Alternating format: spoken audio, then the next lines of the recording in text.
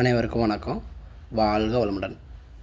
ஒரு சிலர் ஒன்றுமே புரியலை அப்படின்னு அடிக்கடி கேட்டுகிட்டே இருக்கிறீங்க. ஜோதிடத்தில் அதாவது ஜாதகத்தை கணிக்கிறதுக்கு ஃபேஸிக்கு முதல்ல தெரிஞ்சால் தான் நான் சொல்லக்கூடிய ஒரு சில விதிகள் உங்களுக்கு புரியும். முதல்ல ஃபேஸிக்கு தெரியல அப்படின்னாலே ஜாதகத்தை திறந்து வச்சுட்டு எதுவுமே உங்களுக்கு என்னடா கிரகம் சொல்கிறாங்க, சூரியன் சந்திரன் செவ்வாயெல்லாம் இருக்குது, அது ஒவ்வொரு கட்டத்தில் கிடக்குது, இதை எப்படி கணிக்கிறாங்க அப்படிங்கிற குழப்பம்தான் உங்களுக்கு நிறையா இருக்குமே தவிர ஜாதக பலன் முதல்ல ஜாதகமே பிடிபடாது. நீங்கள் கேட்குறீங்க, எனக்கு புரியுது. ஆனால் இதுக்கு முன்னாடி நான் இப்போ ஆரம்ப வீடியோவிலே அந்த அடிப்படை விதியெல்லாம் நான் சொல்லி கொடுத்துருக்குறேன். என்னோடய வீடியோக்குள்ளேயே நான் நிறையா போட்டிருக்கிறேன். நீங்கள் பார்க்கலன்னு நினைக்கிறேன். சரி, பார்க்காம இருக்கிறீங்களா? அது அவங்களுக்காக இன்னொரு தடவை இந்த ஃபேஸிக்கான விஷயங்களை தான் சொல்கிறேன். அதாவது சொல்கிறோம்ல, ஒரு கணக்கு போடுறதுக்கு அதனுடைய சூத்திரம் தெரிஞ்சால் தான் அந்த கணக்கு போட முடியும்னு சொல்கிறாங்களா, அதே மாதிரி தாங்க ஃபார்முலாஸ் தெரிஞ்சால் தான் கணக்கை போட முடியும். அதே மாதிரி ஜாதகம் பார்க்குறதுக்கும் ஒரு சில ஃபார்முலாஸ் இருக்குது. அந்த ஃபார்முலாஸை நீங்கள் படித்தா தான் ஜாதகம் பார்க்க முடியும். சரி, என்ன ஃபார்முலாஸ் அப்படின்னு கேட்டிங்க அப்படின்னா ஒன்றுமே இல்லை. முதல்ல இப்படி அதாவது கட்டம் பிளாங்காக இருக்குது பார்த்தீங்களா, அந்த கிரகங்கள் எதுவுமே இல்லாமல் வெறும் கட்டமாக இருக்குது வச்சுக்கோங்களேன். அந்த வெறும் கட்டத்தில் எது என்னென்ன ராசி அப்படிங்கிறது தெரியணும் முதல்ல. அதுக்கடுத்து அந்த ராசிக்கு உரிய கிரகம் எதுன்னு தெரியணும். இது தாங்க சூத்திரம். இப்போ உங்களுக்கு நான் ஸ்க்ரீனில் காட்டுறேன் பார்த்தீங்களா, இது செவ்வாய் 2 இடத்துல வச்சுருக்கேன், சுக்கிரன் 2 கட்டத்தில் வச்சுருக்கிறேன், புதனை 2 கட்டத்தில் வச்சுருக்கிறேன், வியாழனை 2 கட்டத்தில் வச்சுருக்கேன், சனியை 2 கட்டத்தில் வச்சுருக்கேன், சூரியனையும் சந்திரனையும் ஒவ்வொரு கட்டத்தில் மட்டும்தான் வச்சுருக்கிறேன். நடுவில் ராசி கட்டம்னு எழுதியிருக்கிறேன். அதாவது ஒரு ஜாதகத்தை நீங்கள் புரட்டி பார்க்கும்பொழுது ராசி கட்டம் அம்ச கட்டம் அப்படின்னு 2 கட்டம் இருக்கும். சரிங்களா? ராசி கட்டம் அம்ச கட்டம். ஒரு சில ஜாதகத்தில் நீங்கள் பார்க்கும்பொழுது 10 கட்டம் இருக்கும். நீங்கள் பின்னாடி திருப்பி ஜாதகத்தை பார்க்காதீங்க.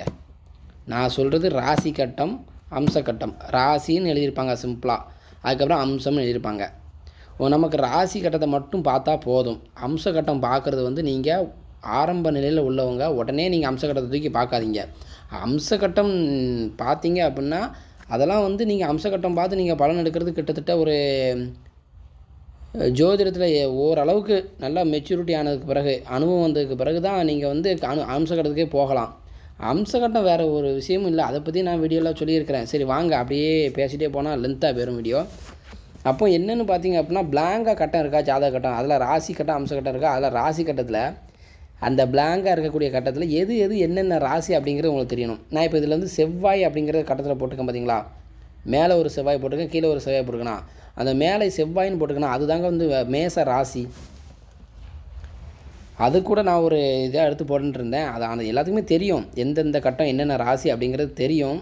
சரி, எதுக்கும் ஒரு தடவை அதை நான் சொல்லியிருந்தேன். செவ்வாயின்னு எழுதியிருக்கேனா மேலே, அது மேச ராசிங்க. அதுக்கு அடுத்து சுக்கிரன் எழுதியிருக்கலாம், அது ரிஷப ராசி. அதுக்கு அடுத்து இருக்கிறது மிதுன ராசி. இந்த புதன் எழுதியிருக்கலாம், அது மிதுன ராசி. அதுக்கு அடுத்தபடியாக சந்திரன் எழுதியிருக்கலாம், அது கடக ராசி. அதாவது அந்தந்த ராசியில் அந்தந்த ராசிக்கு உடைய கிரகத்தை நான் வச்சுருக்கிறேன். அதுதான் ராசி அதிபதி அப்படின்னு ஜோதிடத்தில் நாங்கள் அடிக்கடி சொல்லுவோம். ராசி அதிபதி அப்படின்னு சொல்லுவோம் பார்த்தீங்களா, அதுதான் இது, வேறு ஒன்றுமே இல்லை. நான் செவ்வாயின்னு வச்சுருக்கிறது மேசராசி. அப்படியே தொட்டு மேசராசி முதல்ல 12 ராசி உங்களுக்கு மனப்பாடமாக தெரியணும். மேசம் முதல் மீனம் வரை அப்படின்னு சொல்லும் பொழுது மேசத்துலேருந்து மீனத்து வரைக்கும் உள்ள ராசிகள் உங்களுக்கு மனப்பாடமாக தெரிஞ்சாதான்.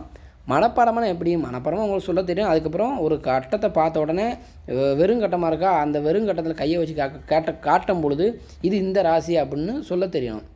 அப்படி ஓரளவுக்கு தெரிஞ்சுக்கிட்டீங்க அப்படின்னா அதுக்கு அடுத்து என்ன மேட்ரு, எந்தெந்த ராசிக்கு எந்தெந்த கிரகம் அதிபதி அப்படிங்கிறது தெரியணும். அதை தான் நான் உங்களுக்கு ஸ்க்ரீனில் காட்டிகிட்டு இருக்கிறேன். மேச ராசிக்கும் விருச்சிக ராசிக்கும் செவ்வாய் தான் அதிபதி. ரிஷப ராசிக்கும் துலா ராசிக்கும் சுக்கிரன் தான் அதிபதி. அதாவது அந்த ராசிக்கு உரிய கிரகம் எது, அதாவது அந்த ராசிக்கு உரிய அந்த ராசிக்கு சொந்தமான கிரகம் இந்த கிரகங்கள் தான். நான் ஸ்க்ரீனில் காட்டுதோம்னா இந்த கிரகங்கள் தான். ரிஷப ராசிக்கும் துலாம் ராசிக்கும் சுக்கிரன் தான் சொந்த கிரகம், அதைத்தான் அதிபதினு சொல்லுவோம். லக்கண ரீதியாக ஜாதகத்தை பலன் கணிக்கும் பொழுது இதே வார்த்தை வேறு மாதிரி வரும். 7ஆம் வீட்டுக்குடையவன், 8ஆம் வீட்டுக்குடையவன், லக்கணத்துக்குடையவன், 10க்குடையவன், அந்த உடையவன் சொல்லுவாங்க. ஆதிபத்திய ரீதியாக 2 அப்படிம்பாங்க. 2 என்ன, அதாவது இப்போ துலாம் லக்கணமாக இருக்குன்னு வைங்க ஒரு ஜாதகத்துக்கு. துலாம் லக்கணம்னா சுக்கிரனுடைய லக்கணம் தெரியுதா? நான் இப்போ சொல்கிறது உங்களுக்கு புரியுன்னு நினைக்கிறேன். இந்த துலாம் லக்கணத்துக்கு 2 7ஆம் அதிபதி 2 7 கூடயும் அப்படிம்பாங்க. அப்போ 2 7ஆம் அதிபதி அப்படின்னா என்ன? துலாம் லக்கணத்தை தொட்டு 2வது வீடு வந்து யார் இருக்கா? செவ்வாய். அதுலேருந்து அப்படியே துலாம் லக்கணத்தை தொட்டு எண்ணி பாருங்கள், 7வது வீட்லேயும் செவ்வாய் தான் இருப்பார். அப்போ 2 7 கூடயும் யார்? செவ்வாய். 2ஆம் வீட்டு அதிபதியும் செவ்வாய் தான், 7ஆம் வீட்டு அதிபதியும் செவ்வாய் தான். அப்போ 2 7க்கு உடையவன் அப்படின்னாலே வந்து செவ்வாயின்னு அர்த்தம். இவ்வளோ தாங்க அந்த சோதிட சொல் வழக்கங்கள் இப்படி தான் இருக்கும். இதில் ஒரு பெரிய மலையெல்லாம் ஒன்றும் கிடையாது. சரி, இது வந்து அந்தந்த ராசிக்கு உரிய கிரகம், அதில் அந்தந்த சொந்த வீட்டில் நான் அடைச்சிருக்கிறேன். மகர ராசிக்கும் கும்ப ராசிக்கும் சனி தான் அதிபதி. அதை நான் வச்சுருக்கேன் பார்த்தீங்களா? மகர ராசியில் சனி அடைச்சிருக்கேனா, கும்ப ராசியில் சனி அடைச்சிருக்கேனா. அதே மாதிரி தனுசு ராசிக்கும் மீன ராசிக்கும் குரு தான் அதிபதி. குருவுக்கு வேலன் குரு ரெண்டுமே ஒரே பேர் தான். ஏன்டா குருன்னு சொல்லுவீங்க, கட்டத்தில் வேலன் காட்டுதீங்களா அப்படின்னு அதுலேயும் ஒரு சிலர் குழப்பம் வருது. குரு வேலன் ரெண்டுமே ஒன்று தான். சரிங்களா? பிள்ளையாருக்கு எப்படி பிள்ளையாருன்னு சொல்கிறோம், கணேசான்னு சொல்கிறோம், அப்புறம் கணபதின்னு சொல்கிறோம், இப்படி ஏராளமான பேர் இருக்குது பார்த்தீங்களா? அதே போல் குருவுக்கு இன்னொரு பேர் வந்து வியாழன், வியாழனுக்கு இன்னொரு பேர் குரு. அதே மாதிரி சனிக்கு வந்து இன்னொரு பேர் வந்து பார்த்திங்கன்னா மந்தன் அப்படிம்பாங்க. முடவன், மந்தன், முடவன், காரி அப்படிலாம் சொல்லுவாங்க. இந்த சொந்த வீடுகளில் பார்த்திங்க அப்படின்னா ஒரு சிலருக்கு வந்து இப்போ யோசிப்பீங்க, ராகு கேதுவே இல்லை எந்த கட்டத்துலேயும் அப்படின்னு யோசிப்பீங்க. ராகு கேதுக்கு வந்து சொந்த ராசிகள் கிடையாது. அதாவது ராசின்னு சொல்லுவோம், பாவம்னு சொல்லுவோம், வீடுன்னு சொல்லுவோம். அந்த கட்டத்துக்குடையான பேர் தான் இது அத்தனையும். ராசி கட்டம், பாவக்கட்டம்,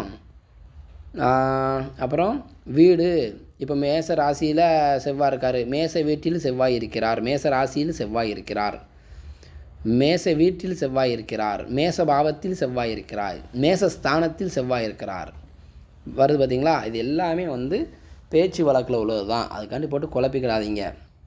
சூரியனுக்கு ஆதவன்னு ஒரு பேர் உண்டு, ஆதி அப்படின்னு உண்டு, ரவின்னு சொல்லுவாங்க. சந்திரனுக்கு சந்திரன், நிலா, பிறை. புதனுக்கு புதன், புந்தி அப்படிலாம் சொல்லுவாங்க. சரிங்களா? இதுதான் கிரகங்களுடைய ஆட்சி வீடுகள். இதை நீங்கள் வந்து தெரிஞ்சுக்கிடணும். அதுக்கடுத்து இதே கிரகங்களை வந்து நான் வந்து ஒவ்வொரு ராசியிலும் அந்தந்த ராசி அதிபதி அடைச்சிருக்கேன் பார்த்தீங்களா? இதே மாதிரி ஒவ்வொரு ராசிக்கும் அந்தந்த கிரகங்கள் வந்து ஒவ்வொரு ராசிலையும் வந்து அதிக வலிமையோடு இருக்கும். அது என்னென்னு பார்த்தீங்க அப்படின்னா, கிரகங்கள் வந்து உச்சத்தில் இருக்குதுன்னு அர்த்தம்.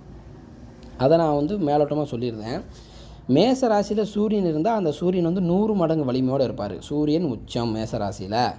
ரிஷப ராசியில் சந்திரன் உச்சம், கன்னி ராசியில் புதன் உச்சம், கடக ராசியில் குரு உச்சம், அது துலாம் ராசியில் சனி உச்சம். எத்தனை கிரகம் வந்திருக்கு? சூரியன் சொல்லிட்டேன், சனி சொல்லிட்டேன், குரு சொல்லிட்டேன், புதன் சொல்லிட்டேன்.